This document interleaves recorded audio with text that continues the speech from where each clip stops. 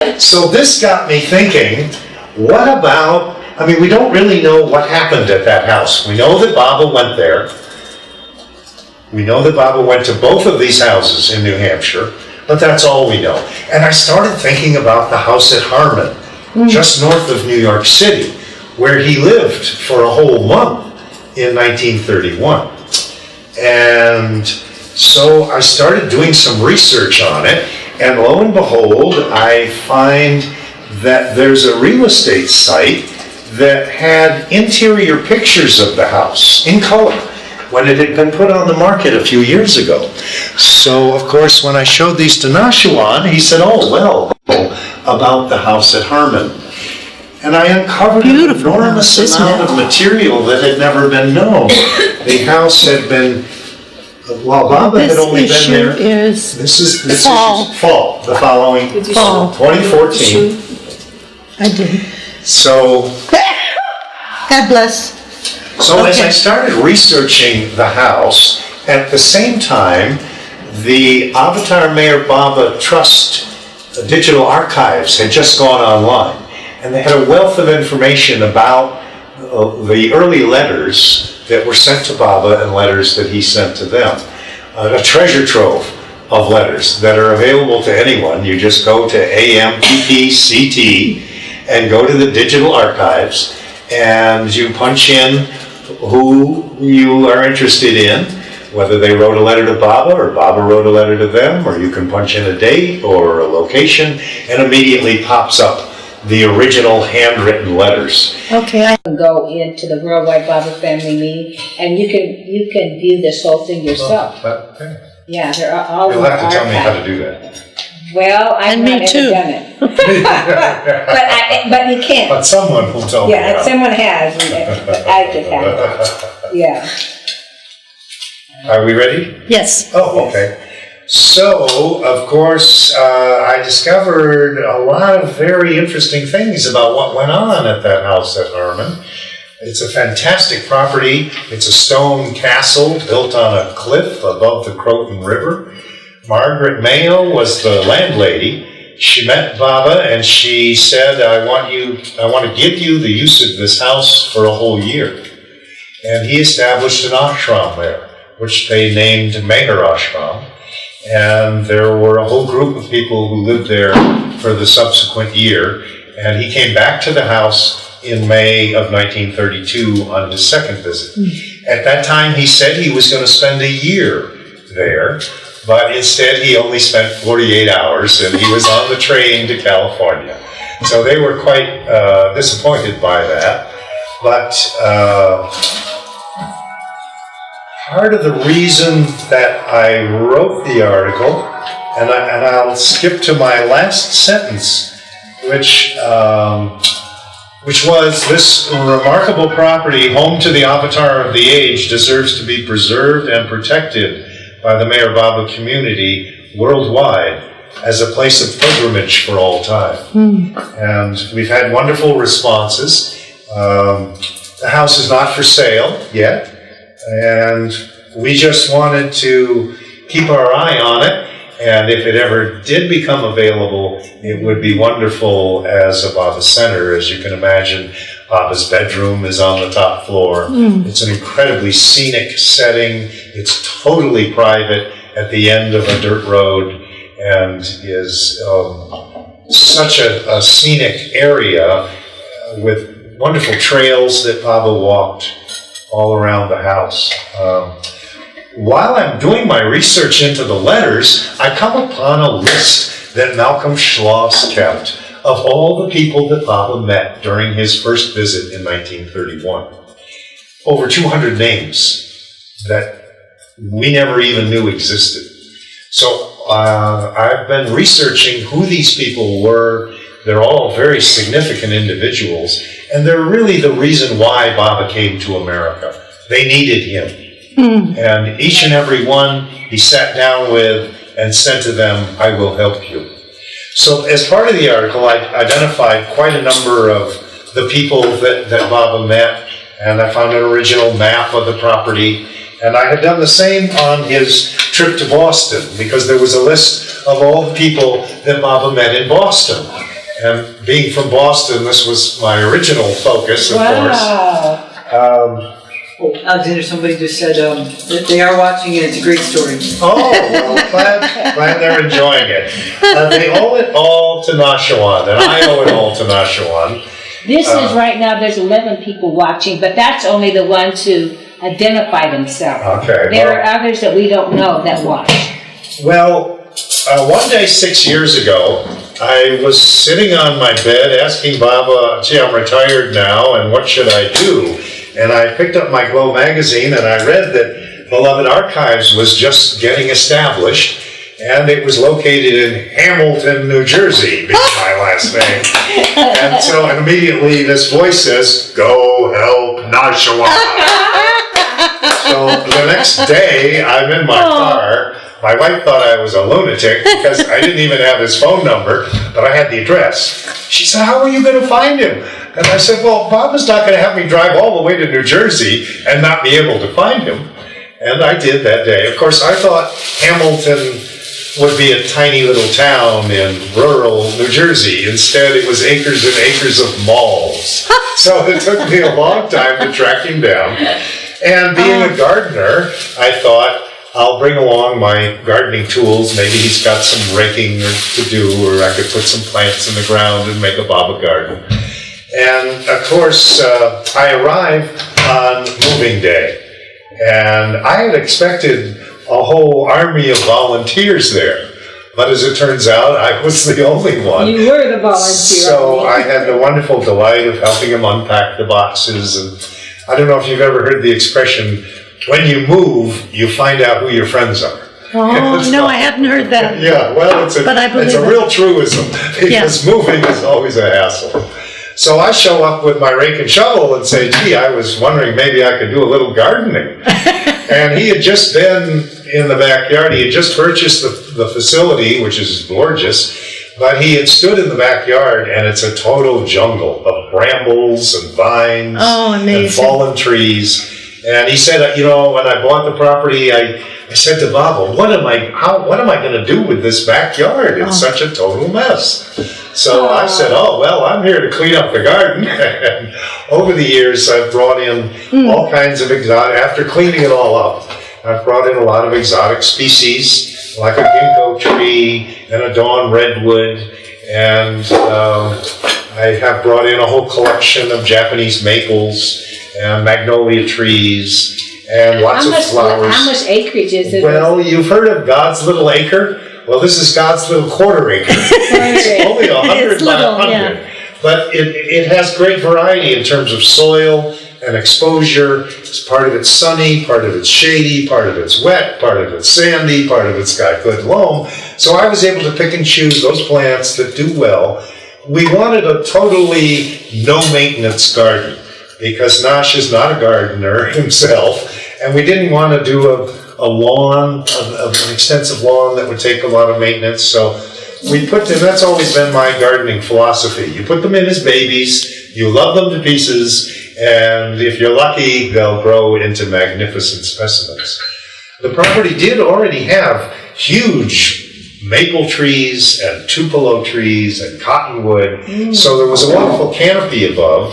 It just needed to be cleaned up and landscaped, and I put in a flagstone walkway that runs throughout it. Oh, wonderful, yeah. And I put in a hammock with the Baba's pillow on it, and it's come along really well. The trees, I put in just a small weeping willow, which is now as big as up to the ceiling. Everything has really thrived. And I brought in exotics like an umbrella pine, as well as a mimosa tree and lilac. We have lots of flowers, lilacs of different colors, and quince and rose of Sharon. If there are any gardeners out there, I'm sure they'll know what I'm talking about, and most everyone else will say they don't know anything about plants, but that's okay. Anyway, that's been my passion and my delight. And I'm so grateful to Nashawand for giving me the opportunity to create this garden for Baba. And wasn't he grateful that you showed up on that day? It wasn't long before his wonderful wife Maruk said to me, I don't know whether you adopted Nash or Nash adopted you. But What a pair, huh? We are a pair, old brothers, and I've been delighted at helping him in many regards, getting the place established. He's not a handyman by any means, so he has me do little chores, which I'm delighted to do. You moved there to Hamilton? Well, you might think so. My wife thinks so. But in the spring, during the growing season, I drive down and stay in a local motel and run around to all the different nurseries and plant the trees and shrubs. Oh, what fun, yeah. So each year I go down for 2 or 3 weeks and have gotten a lot done during the growing season. The rest of the year the garden's pretty much on its own, but I still go down. It's about a 7-hour drive from Boston down to New Jersey. So I just go down for a week and do whatever needs doing, and it's been a complete delight. And of course, Nashwan is concerned, you have to spend money to stay in a motel. And I say to him, what, it's $100. And $100 a day to work in Baba's garden is well worth it. So it's been a real delight for me. And he has built the most fabulous archive and has such a tremendous research facility. And he's now in the 50th year of Glow International. Oh my gracious. And he's done it all himself. Baba gave him this directive. He's been a one-man show for a very long time, and he's done a phenomenal job of fulfilling Baba's command to him. And I view him on the same par sort of with Hermes, who was always a dear friend, and this total commitment and conviction. And this being the 50th anniversary, he's having a great celebration, which will take place June 11th and 12th. This we should put on here. Many people have already received an email from him about the event, and he has a wonderful lineup of guest speakers. Where's this going to be? This will be in Hamilton, New Jersey, at a banquet center. He rented a hall. The capacity is 220 seating, and we expect it to be one of the largest Baba gatherings and quite a wonderful reunion. I'll be in New York at that time. Well, I would suggest to you and anyone watching that if you want to attend, you ought to register soon, because he's already, he sent me an email this morning and they've already got 170 reservations. So there's only really 50 slots left, and it's first come, first serve. And one thing that I love that he did was make it as close to free as you can get. Most sahabases charge a lot of money and try to provide housing and all that. So for this event, it's simply $20 registration fee. There will be a vegetarian lunch served. Where do you stay? There's a list of motels nearby, either cheap motels like I stay at Howard Johnson's, or you can stay at one of the fancier places in town. For presenters, he has Jimmy Kahn. Jamie Newell is going to be making his beautiful music. Goher Karas Mobed, many people know. Michael Siegel will bring his sitar. Dr. Alan Cohen will give a talk. Nashwan will give a talk. Peter Nordine and Misha Rutenberg. So it's going to be a really event-filled 2-day program. And as I say, it's going to be sold out early. It's sort of like a rock concert. You got to buy your ticket quickly. People who subscribe to Glow should have already received this and a registration form. If you haven't, then you simply send Nash an email at mayorbaba@aol.com. And Nash loves to hear from people, and all you have to do is send him an email and tell him you'll be there, and he'll put you on the list. So in my view, it's going to be the Woodstock of the decades, and there'll be a wonderful reunion of Baba lovers from everywhere. So many Baba lovers that I meet, of course, I'm so connected with Glow International now, and I ask them, do you subscribe? And at least 9 out of 10 give me the same response. I used to subscribe, or I read it where I get it at the Mayor's Center. His subscriptions aren't what they used to be, and as you know, the publishing industry itself, with everything being online, people don't read magazines as much, and often people don't like this article. Oh, he wrote an article I didn't like 20 years ago, so I stopped subscribing. Well, the articles cover the whole gamut, and you can't please all the people all the time. But he has wonderful photos. And I used to like to say to people that Glow International is sort of like Playboy. You can buy it just for the photos. Of course, Playboy has now stopped running the photos, but Nashawaan needs the support of the Baba community. And a subscription is only $25 a year. Yeah, I need to. And his upcoming issue is going to be a big double issue with no words. It's going to be all photographs of Baba from his collection. And he has a phenomenal collection of pictures that you've never seen. And I personally, when I get my issue, as I've always done, I put it in the bathroom. And after a week, I've gone through every page. That's my reading room, and I strongly recommend it. Oh, Baba. Anyway, Nashawaan is just committed his life to fulfilling this dictate that Baba gave him. And he's done a marvelous job and with the support of his wonderful wife, Maruk. They have really carried it on through thick and thin without much assistance. And I'm always amused when people say to me, oh, Nash, he just does it all himself. He's a little dictator. And the fact is, he's just never had much in the way of volunteers. Everybody sort of thinks, oh, well, that's Nash's magazine.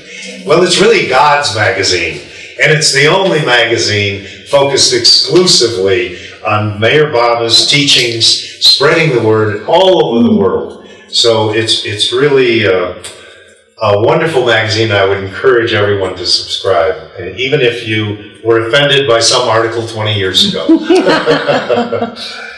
I could go on.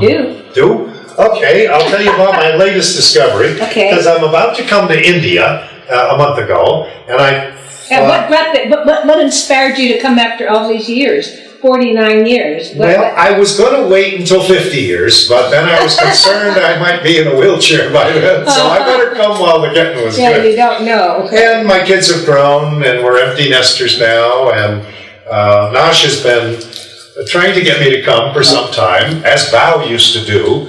And I remember saying to Bao, but if I come to India, I'm just going to have to bring Baba with me, because Baba's always with me. And he said to me, Baba's very active in you, and Baba's very active in Mehrabad, so you really should come. So he'd be pleased that I finally made it. But Nashawaan for years has been trying to get me to come, and he was supposed to come this time to be my tour guide. And 3 weeks before we leave, he gets a minor medical ailment, and the doctors tell him, you better not go over there where there aren't any hospitals. So he had to cancel the trip. And of course, he was so eager to see his 95-year-old mother, who was just here for Amar Tithi. And he tells wonderful stories about his folks, how his mother would collect the dust under Baba's feet. And his parents collected, whenever Baba would come to visit, they would save every teacup and saucer and every wrapper that Baba touched. So they developed this massive collection of artifacts. And of course, then he did receive Colonel Irani's collection, who compiled absolutely every article and everything he could find about Baba. Amazing. And he wrote many. Oh, yes. And he was Mara's uncle, and he felt that Baba had torn his family apart, and he was Baba's chief detractor for quite a number of years. And he would go into the bar and tell people about that nasty Mayor Baba. And so I was delighted that on the memorial tower, Baba directed that Colonel Irani's name should be also placed on the base of the tower. He did an enormous service to Baba, even though he spread his name everywhere. Everywhere he went, and collected everything he could get his hands on. Wow. So, at any rate, I've been for many years saying to Baba, should I go to India? Should I go to India? And Baba always seems to say, through my intuition, you can go some other time. You can go later. You're just going to go there and pay respects at the tomb. You don't need to go there 34 times like a lot of people do. One trip is sufficient. And so when the time's right, so I was never anxious about it. And it turned out that since I was able to come here with my dear brother, Don Bishop, and he was willing to be my traveling companion, it just seemed like the right time to make the journey. So we thought, the last time Don was here was 18 years ago, and he had a horrific time getting to the center here. He was in Germany, and the airport, and the escalator was not going up, so he tried to run up the down escalator, and he tripped and he smashed his knee. And when I called to say, let's go, he said, oh, well, getting there is not always the most fun. So we agreed, let's break it up. So we'll spend a night in London and break up the journey, because the idea of being on a plane for 18 hours really didn't appeal to me either. So I thought, well, since I'm going to England, I should research some English Baba sites and see where Baba went. And lo and behold, I learn about Will and Mary Beckett's home, the Old Oak Cottage. Will and Mary were totally devoted to Baba. They were two of the very first English lovers, brought many, many people to Baba. Baba went to their home twice, and I was amazed to discover that no one wrote down the address, and that the home is lost. Oh my God. And in Margaret Hickman's book, Baba's Early Visits to England, she states, no one's been able to find it and probably never will be able to find it. It was probably torn down or rebuilt, but people have been looking for it for decades. So I thought, well, wait a minute here. All I need is the address, right? So I went through, I knew that Will and Mary had written all these letters to Baba. And all of the return addresses were pretty much the same. Old Oak Cottage, Seven Oaks, Halstead, Kent, England. There was no street address. Half the letters was written Old Oak Cottage, Stone House, which didn't really make any sense to me. I thought, well, maybe it was a stone house or something. But there was one letter that Will wrote, Old Oak Cottage, Stone House Road. And I Google Old Oak Cottage, Stone House Road, and what do you know? Here are pictures of the house. Oh my God. Exterior pictures, interior pictures. Oh. That's the room where Baba sat. You found it. Oh, you are the absolute sleuth. No, it's Baba just hands me this stuff. People accuse me of being a good researcher. I'm not a good researcher. Baba just gives me these revelations. Baba says it's time now. Right. Here's the house. And you know what someone said recently? Look how beautiful. Isn't it amazing how right now at this particular time, many things that were like we just have the Avataric legacy and a lot of the knowledge, the diaries. Yes. So much is being found now. Right. The infinite intelligence, the copy. Yes. So much that has been all these decades, but has been unknown, and now it's coming out. It's being known. It's being found. Right. Discovered. This whatever. house that he owned in New Hampshire, I realized I was the first Baba lover to drive in the driveway since Baba pulled out of the driveway 80 years ago. Wow. I spoke with Tanya Mahler, who was very good friends with, her mother, Maud Kennedy, was very good friends with the Becketts, and she wrote to me and said, you found the missing link. People have been looking for this house for decades. And it was always thought, I guess because it was called the Old Oak Cottage, they thought it was like some ramble little cabin. As it turns out, it's a beautiful Tudor home. Yeah. This architect made a whole street full of these, each unique, each with historic details. This particular house was called the Old Oak Cottage because it was filled with ancient oak beams from earlier properties. The walls and the floors were made of very old oak that had been recycled from earlier homes. And So, that's how it got its name. who has this house now? Well, some very lucky people who are going to get a visit from me because Baba had 7 photos taken of him there at Seven Oaks. And you can search Meher Nazar, the photo site, and you just search Seven Oaks, and up all these pictures come. And the background in the pictures are exactly what you see today. Isn't that gorgeous? The backyard. Absolutely gorgeous. Anyone can go online. All you do is search Old Oak Cottage, Stonehouse Road, Halstead, Seven Oaks, London, and you look for this website called Right Move, because it was on the market a few years ago. Oh. In 2013, it sold for £780. Just about what? Over $1 million US. And while everyone seemed to think that Will and Mary were very poor, Mary, by the way, made all of her own clothing. She wove it.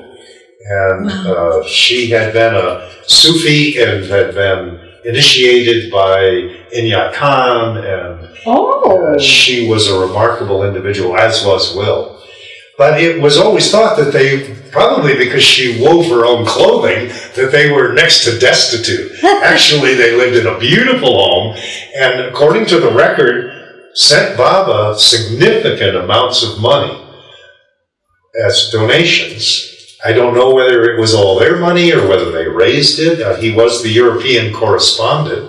But Baba, on several occasions, would write to them and say, "Oh, your money, your donation arrived just in time. We have this big program today, and we wanted to feed all the poor." On another instance, he wrote, "We just met with the hospital people, and they gave me a list of all the equipment that they needed. And then this morning, your donation arrived." And Baba writes, "Do you see the connection?" I just want to be sure everyone knows how to get in touch with Nashwan at Beloved Archives. And you can simply send him an email at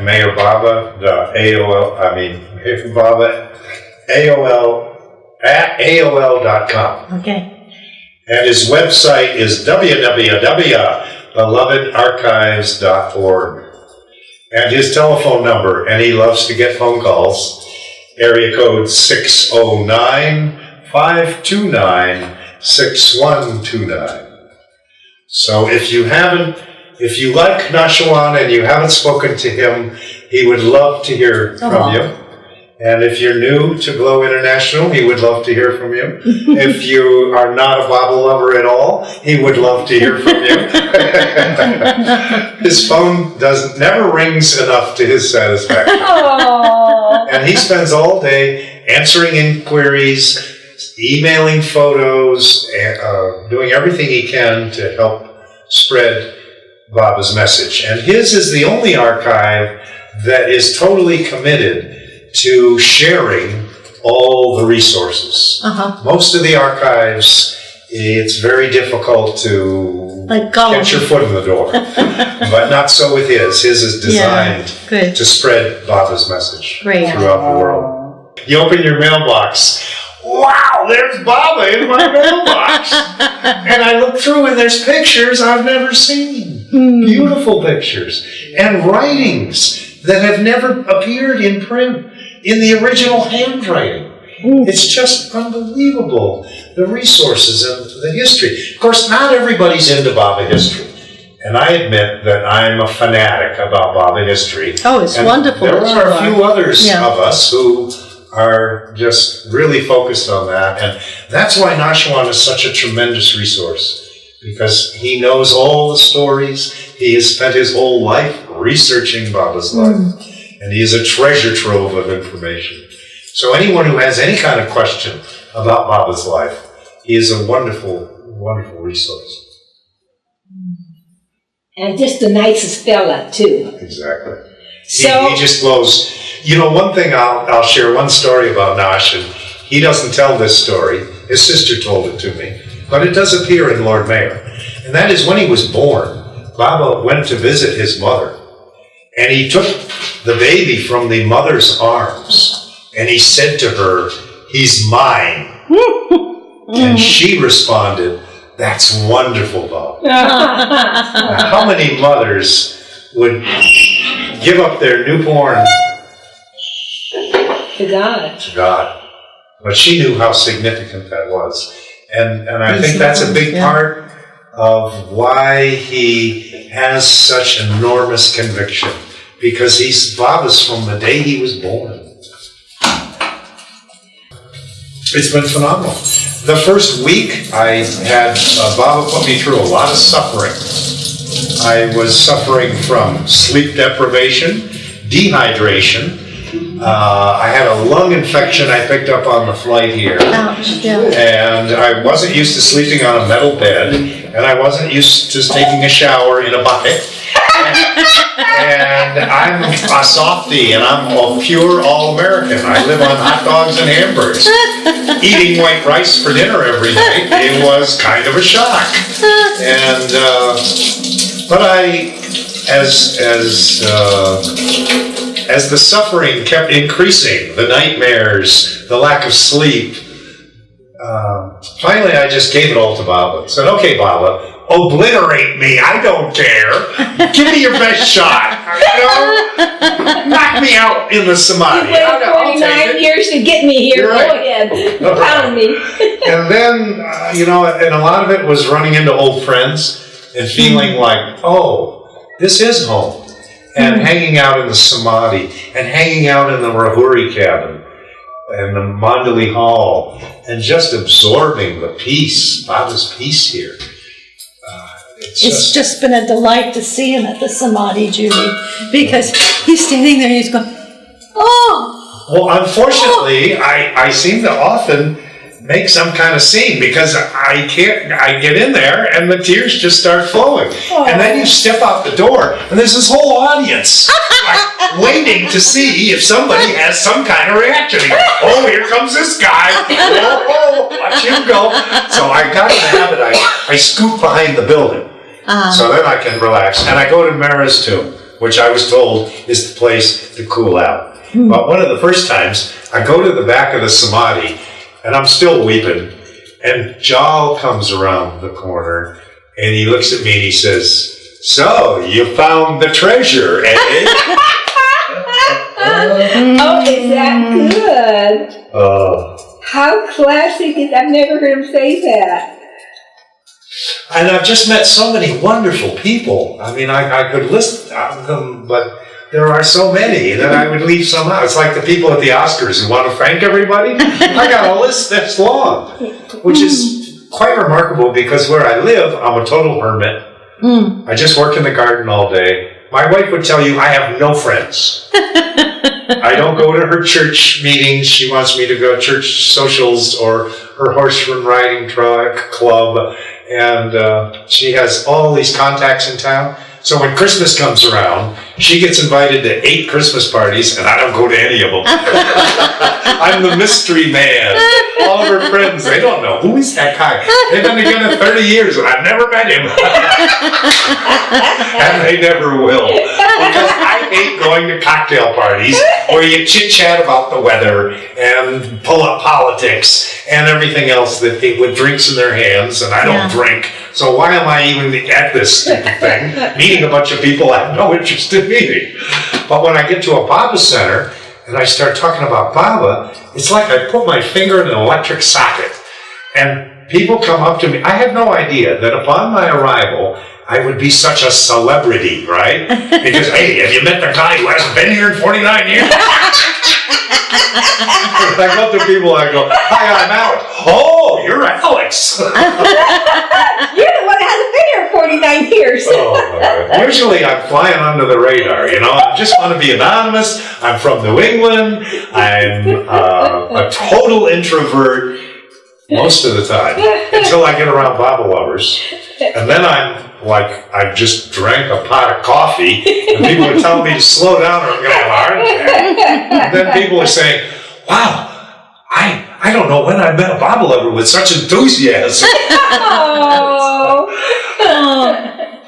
And I walk around with this big smile on my face. So it's like I'm standing in line. Here's an example. I'm standing in line for dinner, and this Iranian all of a sudden starts jabbering away at me, and then he leans over and he kisses me on the cheek. And then fortunately, Saeed says to me, is across the way, and he translates, and he says, this gentleman says that you have a very spiritual face, and he kisses you as a brother. Which I thought was beautiful. Yeah. But later I said to Saeed, you know, that's the only man who's ever kissed me other than my father. And he explained, well, it's a tradition there. Yeah, the cultures of the Middle East. But then I'm thinking, uh-oh, my spiritual face is showing. I better stop smiling so much. And you can't. No, you know what I think people find here? They find their family. Exactly. We've been together for lifetimes. Lifetime. Yeah. So that's why out in the world. You don't feel a stranger. Yeah, exactly. That's what happens here. The heart that loves so deeply feels the oneness of God's love in the other heart. They're not strangers. Exactly. That's the whole It thing. takes no time at all to become best friends. No, it's not. It's That's how it remarkable. is. That's how people make. They meet their brothers and sisters here. Yeah, absolutely. That's how I feel. And I feel we were all with Baba. I mean, I feel that very strongly. And maybe you can confirm that Val had a name for it, which was Banana Wallace. Yeah. Those people who were with Baba and have come back. I didn't know. No, Zehra might know that. Yeah, I've heard Bal say that too. Was that Banana Wallace? Yeah, the people that, and he connects it up with a certain time frame that people heard about Baba within, I don't know. Oh, maybe you could have been his family, you could have been his cousin, you could have been his father, you could have been his mother, you could have been his neighbor, you could have been his early disciples, you could have been anything. You could have been in any of these countries he went to, you could have been... And we could have all been together with him. And when I started researching the people that he met in 1931, names that nobody's ever heard of, they're phenomenal people. Do you want me to go on? Yes. Okay, here's one for you. This will blow your socks off. A guy by the name of Fulton Orsler. He was a friend of Malcolm's. He was the editor of Liberty magazine, which ran a very favorable article about Baba in 1932. Baba went to see him, and the only reason I know this is because I Googled his, if those who are interested in doing research, this is how it works. I Google his name, Fulton Orsler, I find his Wikipedia page, I get to the bottom, and it says he wrote an autobiography. And it's online, and it's searchable.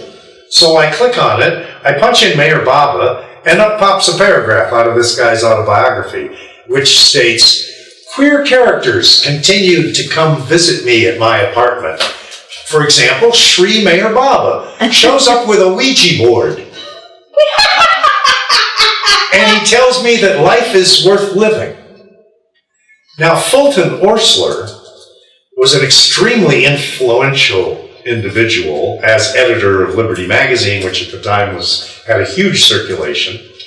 He was a total agnostic. He was skeptical of every religion around.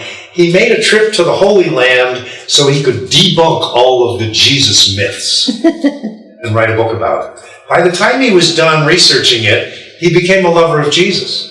He went on to write the greatest story ever told, which was made into a movie. He became the most successful Christian writer of the entire century.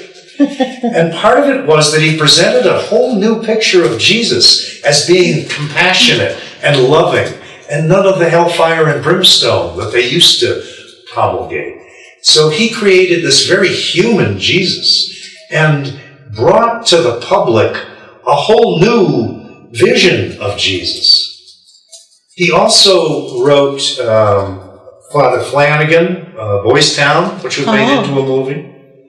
which I found quite interesting, knowing Ed Flanagan, being Father Flanagan, going on there. But get the punchline. Fulton Orsler dies of a massive heart attack on May 24th, 1952. Oh. The same day as Baba's accident. Not just the same day. Baba's accident was at noon. Fulton Orsler dies in New York City at 3 o'clock, and with the time change, it was the same time. Wow. Now, Fulton Orsler... Within an hour. Yeah, within an hour. We don't know exact time. But just to die on that day, yeah, quite remarkable. Yeah. And he published the most favorable article about Baba in a national magazine. He also, ironically, is known as the man who put Alcoholics Anonymous on the map. He was very much behind Alcoholics Anonymous. He saw what tremendous work they were doing. He wrote wonderful articles like, I wish I were an alcoholic so I could join AA. He loved that there was such brotherhood, that they believed in a greater spirit. It didn't matter what greater power, but one of the tenets is that you have to believe in a greater power, that there's something behind all this. So he was extremely influential, and this was something that was very important to Baba. When he came to Boston, actually, when he came to Boston, he met one of the real originators of the AA program. And he was a fella by the name of, escapes me all of a sudden, but I know he's here. He met so many incredible people. Courtney Baylor was a successful insurance salesman. Are you talking about Baba or this? No. I'm talking about this fella that he met in Boston that you've never heard of. And he was one of the founders of the AA movement back in the turn of the century, long before Father Bill. This man here, this fella was one of the founders of AA? Yes. Well, when I say founders, I mean... Promoters. Well, actually, he came up with several of the tenets of the 12-step program. Wow. Say his Bill name W. again. Bill W. was the one who came up with the 12-step program in the mid-30s. Yeah. And when he came out with it, nobody really cared. But Fulton Orsler wanted to publish the story of AA. Yeah. So he became the man who put AA on the map. But when Bill W. put together his 12-step program, he borrowed from a fella named Courtney Baylor, who way back at the turn of the century had come up with many of the concepts, many of the steps. For example, believing in a higher power. Courtney Baylor was the first interventionist. He would go, often these alcoholics would be from wealthy families.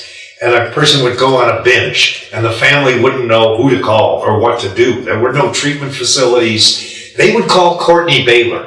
He would go to their home, and they'd have what we now know as an intervention. They'd get the whole family together, and they'd say, look, buddy, you got to stop drinking. And they would apply the kind of loving approach to convince alcoholics to stop drinking. This was something that was very important to Baba, and he said on more than one occasion, I will help solve the alcohol problem in America. He said it to Tallulah Bankhead. He said it to this guy in Liberty magazine who interviewed him. The same thing. So... And Baba was the fellow who started AA. Bill W. In New York, I think Baba actually was outside his hotel room. Not just that, but Baba was in New York City for just 3 days, and that was in mid-December of 1934. Bill W. was at his wit's end and in a hospital and prayed to God, and he had a vision. At that time, Baba was at the home of Graham Phelps Stokes giving a darshan to 200 Americans. Baba was only there for 3 days, and that same day was the day that Thomas Watson died down in Florida. Thomas Watson, of course, is the one who, upon meeting Baba, persuaded him to come to America in the first place and paid all the bills. Thomas Watson was one of the most famous for having invented the telephone with Alexander Graham Bell. He was also one of the wealthiest. Upon meeting Baba, he fell at his feet in tears and said, "Baba, you must come to America. I will make all the arrangements and I will pay all the expenses." And he did. So it's a little ironic. There is no direct connection, however, between Bill W. and Baba. We have no record of that they actually met. We know that Bill W., there are a couple of wrinkles, because Bill W. at that time was taking the so-called belladonna cure, which did cause hallucinations. So there is a theory that maybe he was just having an hallucination, but he had a vision, and God appeared before him and helped him put together the 12-step program. And he succeeded in kicking the alcohol habit. Wow. So then again, there's a very interesting connection there.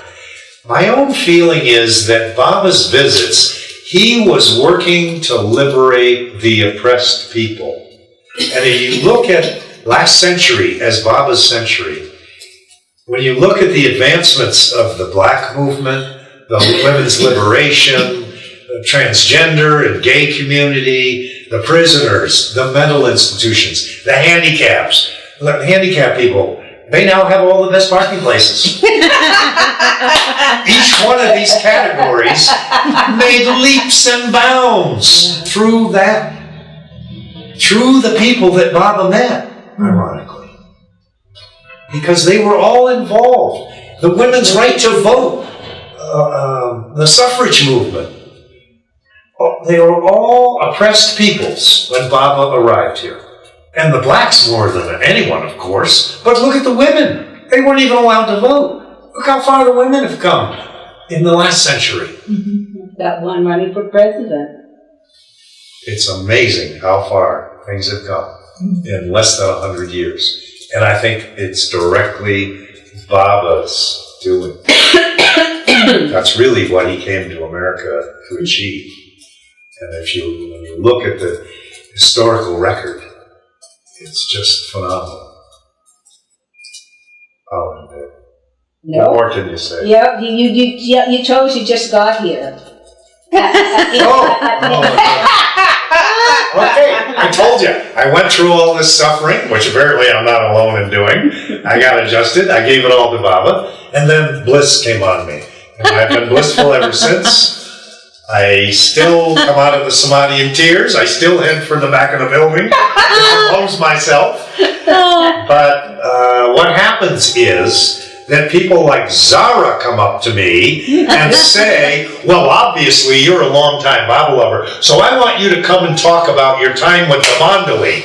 And I say, "Mandali? This is my first trip to India." What do I know? You got all these people here who spent years with the Mandali. I knew Adi. I knew Esfandiar. I knew Bao. But other than that, my focus was the American Baba lovers. Darwin and Jean Shaw, Kitty and Elizabeth and Margaret and George Kashouti and Irwin Locke, and the list goes on and on. I will say that one of the recent stories I heard I'd like to share, because I don't think many people have heard about it, and that is Jean Shaw. Jean was Darwin's wife and a wonderful Baba lover. Darwin just exuded Baba's love everywhere he went, and Jean often didn't get a lot of respect or attention. Being married to a great man, of course, she was always in his shadow. When she was on her deathbed, there were many Baba lovers there with her, one of them being Jeff Wolverton. She was in a coma. All of a sudden, she sits up straight in the bed, and she says, "You have no idea of the power of love." And then she falls back down and she's gone. Wow. So Jeff told you that story? Yeah. Actually, I heard it from someone else. Oh, yeah? And I was so excited to hear it. I went to Jeff And I said, I just heard this most incredible story. And I told him the story, and he said, well, you know, I was there, and that's exactly how it happened. Wow. And just such a concept to think about, because she'd clearly been to the other side, sat up to give this her final words. And of course, That's lovely. true. Beautiful, beautiful. That we don't have any idea of the power. And yet it's the very force that holds the universe together. Exactly.